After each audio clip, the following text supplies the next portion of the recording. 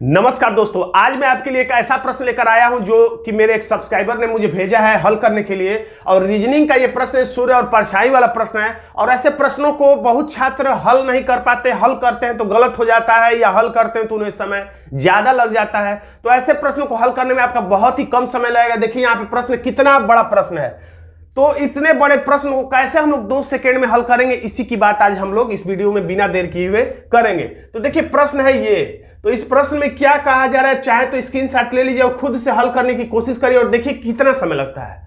तो यहां पर इतना कुल देखिए 10 kilometre, 5 kilometre, 2 kilometre, 8 kilometre, 3 kilometre, दाएं बाएं घूमते रह जाएंगे, आपका 3-4 मिनट चला जाएगा। ऐसे प्रश्नों को 2 सेकेंड में ही आपको हल करना है, बस पढ़ने में जो समय लग जाए। तो यहां पर देखिए, अगर यहां पे हम थोड़ा सा अवधारणा देख लेते हैं सूर्य और परछाई की, एकदम सिंपल सी अवधारणा यहां पर काम करेगी। देखिए ये दिशा है पश्चिम और ये दिशा है पूरब, पश्चिम पूरब। तो जब पश्चिम पूरब छोड़िए, बस इतना याद रखिए कि सूरज अगर सामने है तो परछाई पीछे पड़ेगी, अगर सूरज पीछे है तो परछाई सामने पड़ेगी। इसी को उल्टा भी कर सकते हैं कि अगर परछाई पीछे पड़ रही है यानी सूरज सामने है, परछाई सामने पड़ रही है यानी सूरज पीछे है। यानी कि दोनों एक दूसरे का उल्टा होता है, सूरज सामने तो परछाई पीछे, सूरज पीछे तो परछाई सामने।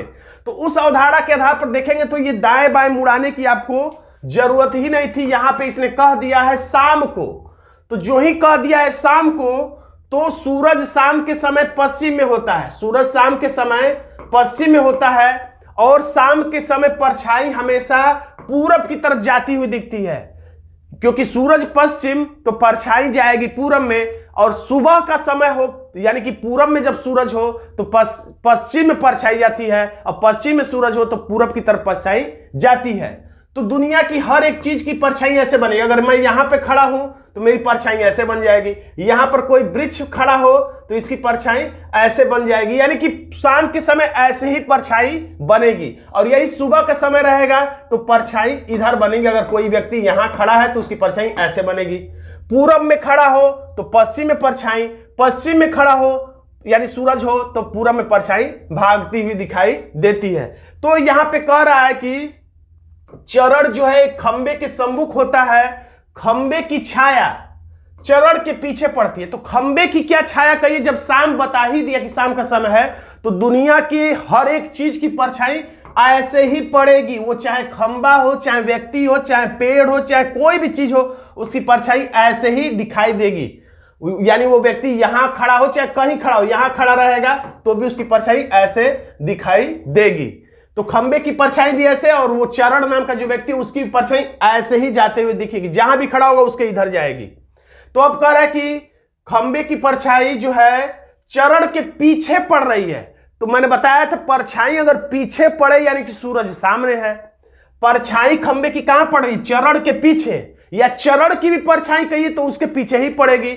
और जब भी परछाई पीछे पड़ रही है यानी कि सूरज जो है वो सामने है, और इस समय सूरज किधर है, शाम के समय में पश्चिम में, यानी सूरज इधर है तो खंबे की परछाई उसके पीछे पड़, यानी यहीं पे अगर वो खड़ा है व्यक्ति, यहां पे खड़ा कर देते उसको हम लोग। अगर यहां पे मान लीजिए चरण खड़ा हो गया, इधर चेहरा करके, इधर चेहरा करके खड़ा हो गया चरण, तो ये सूरज के सामने मैंने खड़ा कर दिया ऐसे चेहरा करके। ये सूरज है, सूरज के सामने मैंने खड़ा कर दिया क्योंकि उसकी परछाई खंबे के पीछे पड़ रही थी, इसलिए यानी कि चेहरा सूरज के सामने है।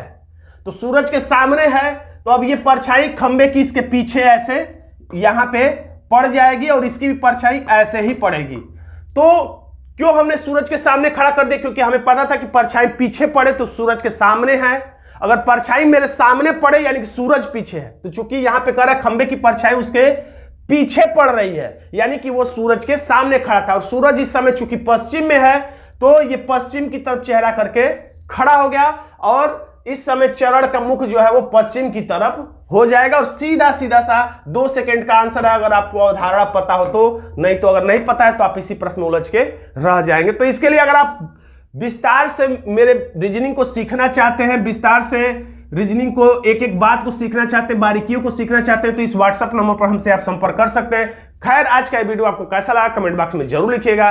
वीडियो अच्छा लगा तो वीडियो को लाइक कर दीजिएगा, इसे अपने दोस्तों में शेयर कर दीजिएगा। चैनल पर नया तो चैनल को सब्सक्राइब जरूर कर लीजिएगा। धन्यवाद दोस्तों।